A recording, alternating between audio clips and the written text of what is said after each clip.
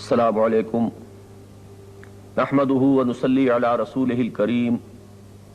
اما بعد فاعوذ باللہ من الشیطان الرجیم بسم اللہ الرحمن الرحیم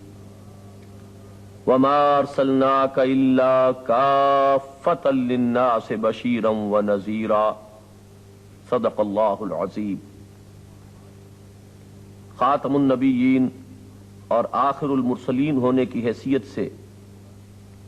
جن پر نبوت و رسالت کا صرف اختتام ہی نہیں ہوا، اتمام و اکمال بھی ہوا ہے۔ نبی اکرم صلی اللہ علیہ وسلم دو بعثتوں کے ساتھ مبعوث ہوئے، ایک بعثت خصوصی الی اہل العرب اور ایک بعثت عمومی پوری نوع انسانی کی طرف۔ اور اگرچہ نظری طور پر تو یہ بھی ممکن تھا کہ حضور صلی اللہ علیہ وسلم اپنی ان دونوں بعثتوں کے ضمن میں اپنے فرائض منصبی کی ادائیگی کا آغاز بیک وقت فرما دیتے، یعنی جیسے ہی آپ نے مکہ مکرمہ میں اپنی رسالت کا دعویٰ ظاہر فرمایا اسی وقت آپ خطوط لکھ دیتے، امراء و سلاطین کے نام بھی۔ لیکن آپ نے اپنی دعوت و تبلیغ میں جس حکمت اور جس تدریج کو پیش نظر رکھا اس کا یہ نتیجہ ہمارے سامنے آتا ہے کہ سن 6 ہجری تک جبکہ صلح حدیبیہ واقع ہوئی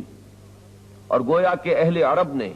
نبی اکرم صلی اللہ علیہ وسلم کی قوت کو تسلیم کر لیا، حضور صلی اللہ علیہ وسلم نے اپنی تمام تر توجہات اندرون ملک عرب مرتکز رکھیں اور بیرون ملک عرب اپنی کسی دعوتی کوشش کا آغاز نہیں فرمایا۔ البتہ صلح حدیبیہ کے بعد آپ نے دعوتی نامہ مبارک ارسال فرمائے، قیصر روم کے نام بھی، کسریٰ فارس کے نام بھی، اور آس پاس کی دوسری چھوٹی حکومتوں جیسے مقوقس شاہ مصر، نجاشی شاہ حبشہ، رؤسائے یمامہ اور رؤسائے شام کے نام بھی۔ اسی ضمن میں یہ واقعہ پیش آ گیا کہ رؤسائے شام میں سے ایک شخص شرحبیل بن عمرو نے نبی اکرم صلی اللہ علیہ وسلم کے سفیر حضرت حارث ابن عمیر کو شہید کر دیا۔ اب یہ وہ واقعہ ہے جس کے نتیجے میں قصاص کے لیے نبی اکرم صلی اللہ علیہ وسلم نے ایک جیش روانہ فرمایا، اور یہ گویا کہ تمہید ہو گئی سلطنت روما کے ساتھ ایک مسلح تصادم کی۔ چنانچہ 3000 کا ایک لشکر نبی اکرم صلی اللہ علیہ وسلم نے حضرت زید ابن حارثہ کی سرکردگی میں اس قتل کے قصاص کے لیے روانہ کیا۔ ادھر سے شرحبیل بن عمرو 1,00,000 کا لشکر لے کر چلا۔ جب حضرت زید ابن حارثہ رضی اللہ تعالی عنہ کو اس کا علم ہوا تو انہوں نے مجلس مشاورت منعقد کی۔ 3000 اور 1,00,000 کے مابین ظاہر ہے کہ کسی مقابلے کا کوئی سوال نہیں تھا، لیکن صحابہ کرام نے اس بات کو سامنے رکھا کہ ہم تو اصل میں شہادت کے طلبگار ہیں، ہمارے لیے فتح یا شکست بے معنی ہے، ہمیں تو جام شہادت نوش کرنا ہے۔ چنانچہ مقابلہ ہوا، حضرت زید ابن حارثہ شہید ہوئے حضور کی حکم کے مطابق۔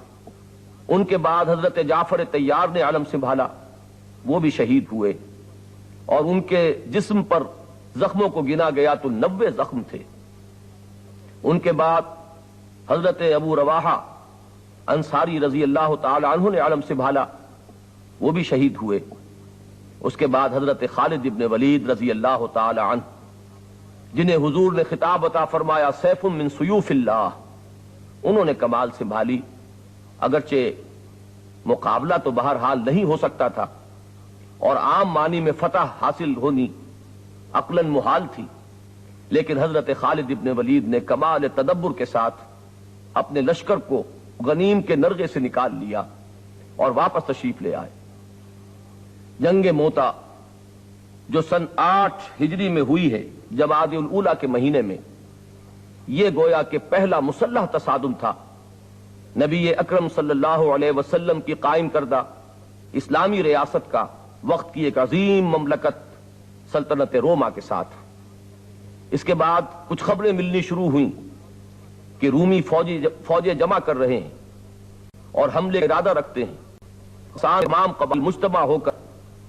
مدینہ منورہ کی طرف قدمی کے نقشے بنا رہے ہیں، نبی اکرم صلی اللہ علیہ وسلم نے خود اپنی طرف سے اقدام فرمانے کے لیے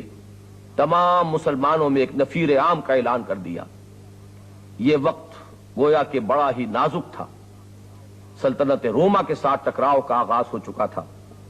وہ سلطنت کے جس کے پاس لاکھوں کی سٹینڈنگ آرمیز موجود تھیں، جن کی فوجیں پوری طرح تربیت یافتہ اور قواعد سے پورے طور پر مسلح اور ہر طرح کے اسلحہ سے پورے طور پر مسلح تھیں، ان کے ساتھ تصادم یہ نفیر عام کہ ہر صاحب ایمان کے لیے نکلنا ضروری ہے۔ حضور کی حیات طیبہ میں صرف اسی موقع پر، جسے غزوہ تبوک یا سفر تبوک کا نام دیا گیا ہے، سن 9 ہجری میں جو پیش آیا، صرف اسی موقع پر ہوا ہے، جبکہ شدید گرمی کا موسم تھا، ایک طویل مسافت طے کرنی تھی، سلطنت روما سے ٹکراؤ تھا، قحط کی کیفیت تھی، اجناس کی کمی تھی، رسد ساتھ لے جانے کے لیے موجود نہ تھی۔ اس وقت اہل نفاق کا نفاق پوری طرح نمایاں ہو کر سامنے آیا۔ چنانچہ سورہ توبہ میں جہاں اس وقت کے حالات پر بڑا بھرپور تبصرہ ہے، منافقین کی طرف سے اس ضمن میں جو کچھ کہا گیا اس کا پورا ذکر موجود ہے۔ اہل ایمان نے پورے صبر اور ثبات کے ساتھ نبی اکرم صلی اللہ علیہ وسلم کی پکار پر لبیک کہا۔ 30,000 صحابہ کرام کا لشکر لے کر نبی اکرم صلی اللہ علیہ وسلم نے تبوک کی طرف کوچ کیا،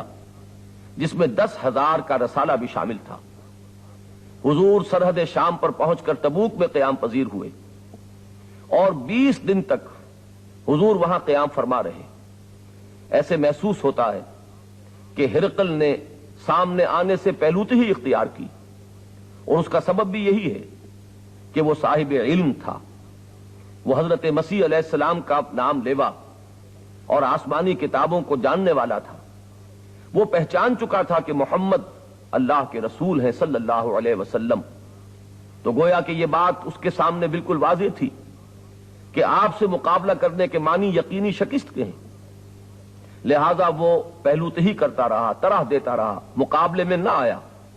حالانکہ اس کے پاس لاکھوں کی تعداد میں مسلح فوج موجود تھی۔ حضور 20 دن تک قیام فرما رہے، آس پاس کے رئیس اور آس پاس کے جو بھی قبائل تھے ان کے سردار آ کر حضور کے ساتھ اطاعت کا عہد و پیمان کرتے رہے، اور اس طرح یہ جو عرب کی ایک اسلامی ریاست قائم ہوئی تھی اسے گویا کہ پورا استحکام حاصل ہو گیا، اس کی دھاک جو ہے اطراف و جوانی پر بیٹھ گئی، اور نبی اکرم صلی اللہ علیہ وسلم بغیر کسی مسلح تصادم کے مدینے تشریف لے آئے۔ اس کے بعد اپنے مرض وفات میں نبی اکرم صلی اللہ علیہ وسلم نے پھر ایک جیش تیار کر دیا تھا، جس کی سرکردگی حضرت زید ابن حارثہ کے فرزند حضرت اسامہ ابن زید کو دی گئی تھی۔ یہ ہے در حقیقت تمہید اس مسلح تصادم کی جو نبی اکرم صلی اللہ علیہ وسلم کی حیات دنیاوی کے آخری دور میں وقت کی 2 عظیم ترین سلطنتوں کے ساتھ جس کا آغاز ہو گیا تھا، اور یہی بعد میں خلافت راشدہ کے دوران اسلامی فتوحات کا پیش خیمہ ثابت ہوا۔ سن 9 ہجری میں نبی اکرم صلی اللہ علیہ وسلم نے حج کے موقع پر حضرت ابو بکر رضی اللہ تعالی عنہ کو امیر حج کی حیثیت سے متعین فرما کر روانہ کیا، لیکن جبکہ حضرت ابو بکر روانہ ہو چکے تھے، سورہ توبہ کی ابتدائی آیات نازل ہوئیں، گویا کہ حضور کو حکم دے دیا گیا کہ اعلان عام کر دیا جائے اس حج کے موقع پر کہ تمام مشرکین کے ساتھ عرب کے تمام وہ لوگ کہ جو شرک پر کاربند رہنا چاہیں وہ کان کھول کر سن لیں کہ اب ان کے ساتھ اللہ اور اس کے رسول کی طرف سے کوئی معاہدہ نہیں ہے۔ براءۃ من اللہ ورسولہ الی الذین عاہدتم من المشرکین، اب ان کو آخری الٹیمیٹم دیا جا رہا ہے۔ اشہر حرم کے ختم ہونے کے فوراً بعد ان کے خلاف عام اقدام شروع کر دیا جائے گا۔ اب یا وہ اسلام قبول کریں، اور اگر کفر اور شرک پر قائم رہنا چاہتے ہیں تو جزیرہ نماء عرب کو خیر بات کہہ کر جہاں سینگ سمائیں چلے جائیں۔ فَإِذَا انْسَلَخَ الْأَشْهُرُ الْحُرُمُ فَاقْتُلُوا الْمُشْرِكِينَ حَيْثُ وَجَدتُّمُوهُمْ۔ نتیجہ یہ نکلا کہ حضرت علی رضی اللہ تعالی عنہ یہ اعلان عام کرنے کے لیے تشریف لے گئے اور سن 9 ہجری کے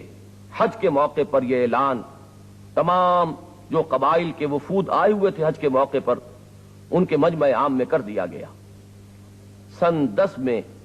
اب بنفس نفیس تشریف لاتے ہیں محمد الرسول اللہ صلی اللہ علیہ وسلم حجۃ الوداع کے لیے۔ اس حج کے موقع پر معتبر روایات سے معلوم ہوتا ہے کہ عرب کے کونے کونے سے 1.25 لاکھ کے قریب صحابہ کرام جمع ہوئے، گویا کہ محمد الرسول اللہ صلی اللہ علیہ وسلم کی 23 برس کی محنت شاقہ کا حاصل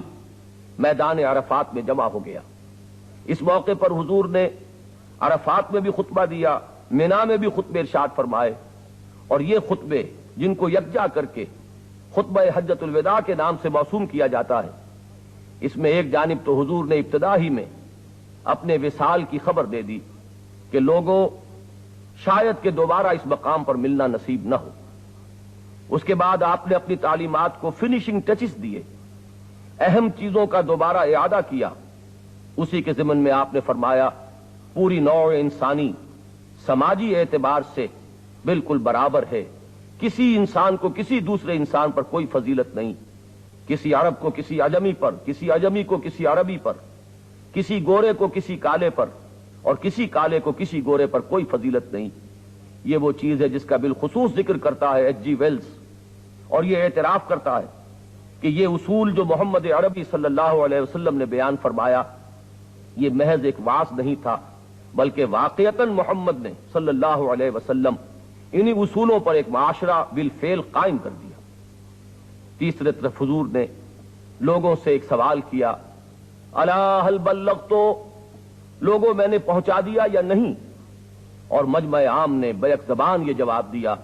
انا نشهد انك قد بلغت واديت ونصحت، ہاں حضور ہم گواہ ہیں، آپ نے حق تبلیغ ادا کر دیا، حق نصیحت ادا کر دیا، حق امانت ادا کر دیا۔ حضور نے 3 مرتبہ سوال کیا اور 3 ہی مرتبہ پورے مجمع نے یہ جواب دیا۔ اس کے بعد آپ نے 3 ہی مرتبہ انگشت شہادت سے اشارہ کیا، آسمان کی طرف نگاہ اٹھائی، اشارہ پہلے آسمان کی طرف اور پھر لوگوں کی طرف، اللہم اشہد، اللہم اشہد، اللہم اشہد، اے اللہ تو بھی گواہ رہے، اے اللہ تو بھی گواہ رہے۔ یہ گویا کہ عملی تفسیر ہے سورہ فتح کی اس آیت کے آخر میں جو ٹکڑا آیا ہے اس کی، هو الذی ارسل رسولہ بالہدی ودین الحق لیظہرہ علی الدین کلہ وکفی باللہ شہیدا، اللہ کافی ہے بطور گواہ۔ اس کے بعد آپ نے آخری بات فرمائی، مسلمانوں میرا کام ابھی مکمل نہیں ہوا، وقت فرصت ہے، کہاں کام ابھی باقی ہے، پورے عالم انسانی تک اس پیغام کو پہنچانا اب تمہارے ذمے ہے۔ فَلْيُبَلِّغِ الشَّاهِدُ الْغَائِبَ، اب چاہیے کہ پہنچائیں وہ جو یہاں موجود ہیں ان کو جو یہاں موجود نہیں ہیں۔ فصلی اللہ علیہ وعلی آلہ واصحابہ وسلم تسلیما کثیرا کثیرا۔